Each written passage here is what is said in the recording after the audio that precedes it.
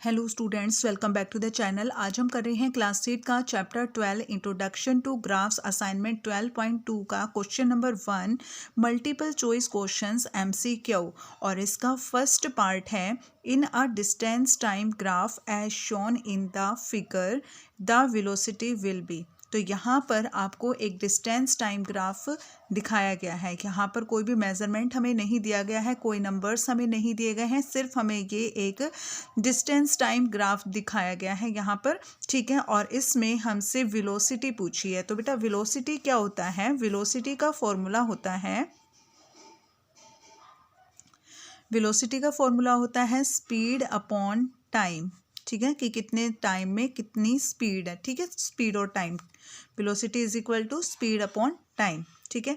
तो velocity, but हमें यहाँ पर वेलोसिटी नहीं बतानी है। यहाँ पर क्या बताना है कि जो वेलोसिटी है वो ज़ीरो है, नेगेटिव है, पॉजिटिव है, या फिर बोथ बी एंड सी, यानी कि नेगेटिव और पॉजिटिव दोनों है, ठीक है। हमें ये बताना है इसके अंदर, ठीक है। तो कोई वेलोसिटी हमें नहीं निकालनी है क्योंकि यहाँ पर कोई भी मेजरमेंट्स नहीं दे रखे। सिर्फ हमें इस ग्राफ को देखकर ये बताना है कि जो हमारी वेलोसिटी है वो कैसी है, ज़ीरो, नेगेटिव या फिर पॉजिटिव है, या फिर नेगेटिव और पॉजिटिव दोनों है। तो यहाँ पर आप ग्राफ को ध्यान से देखो। जो हमारी वेलोसिटी है, जो हमारा ये जो ग्राफ है, ये यहाँ पर है हमारा माइनस माइनस, ठीक है। ये वाला जो पार्ट है ये first quadrant, second quadrant, third quadrant and fourth quadrant, ठीक है। ये हमारा ग्राफ यहाँ पर है नेगेटिव में, और नेगेटिव से वो किधर जा रहा है? पॉजिटिव की तरफ जा रहा है, ठीक है। यहाँ नेगेटिव में कम है और पॉजिटिव में ज़्यादा है, तो नेगेटिव से वो हमारा ग्राफ पॉजिटिव की तरफ जा रहा है, ठीक है। तो इसलिए हमें यहाँ क्या समझ में आ रहा है कि जो वेलोसिटी है वो पॉजिटिव है। तो इसका सी पार्ट इसका करेक्ट आंसर हो जाएगा। आंसर इज पॉजिटिव, ठीक है। ऑप्शन सी, ऑप्शन सी, ठीक है, ये इसका आंसर है। नेक्स्ट है हमारे पास सेकंड क्वेश्चन, इसका second part. In the graph as shown in the figure the change in y when x changes from 0 to 2 is. तो यहाँ पर आपको एक ग्राफ दिया गया है और इस ग्राफ में ये जो फिगर दी गई है, the change in y, y के अंदर जो चेंज हो रहा है, वाई के अंदर, यहाँ पर हमारा क्या है? वाई, और यहाँ पर हमारा एक्स, ठीक है।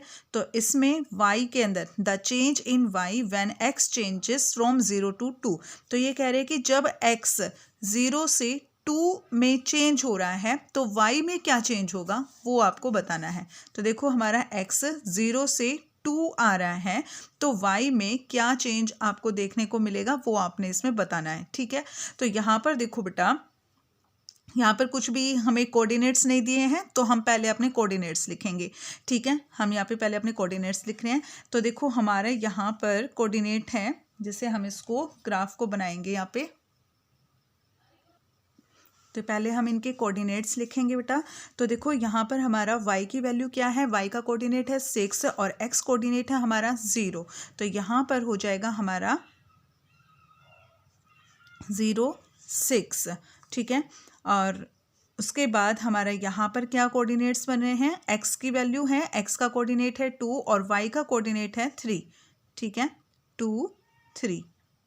x की वैल्यू, x का कोऑर्डिनेट हमेशा पहले लिखा जाता है, y कोऑर्डिनेट बाद में लिखा जाता है, ठीक है। यहाँ पर x कोऑर्डिनेट है 3 और y कोऑर्डिनेट है 3, ठीक है।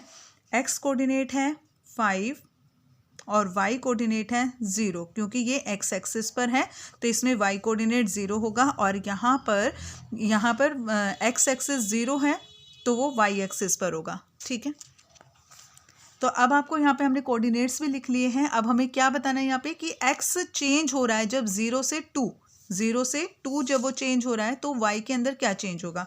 तो देखो वैल्यू हम यहाँ लिख लेते हैं, x की वैल्यू, और यहाँ हम लिखेंगे y की वैल्यू, ठीक है। तो x की वैल्यू जब 0 है, जब x की वैल्यू 0 है तो y की वैल्यू है बेटा 6। जब x की वैल्यू 2 है तो y की वैल्यू है 3। जब x की वैल्यू 3 है तो y की वैल्यू भी है 3, और जब x की वैल्यू 5 है तो y की वैल्यू है 0, ठीक है। तो यहाँ पर अब देखो हमें इन आगे कुछ नहीं करना, हमें सिर्फ इसमें देखना है कि जब x की वैल्यू 0 से 2 हो रही है तो y में क्या चेंज हो रहा है। तो y की वैल्यू पहले 6 थी और उसके बाद y की वैल्यू 3 हो रही है, y की वैल्यू 3 हो चुकी है, ठीक है, 3 हो गई है। तो यहाँ से क्या हो रहा है, ये 6 से वो नेगेटिव हो रही है, यानी कि कम हो रही है, डिक्रीज हो रही है, ठीक है। तो इसलिए इसको हम कैसे करेंगे, 6 यानी कि 3 माइनस 6, तो 3 माइनस 6 में क्या आ जाएगा, -3, ठीक है। तो ये है y की वैल्यू।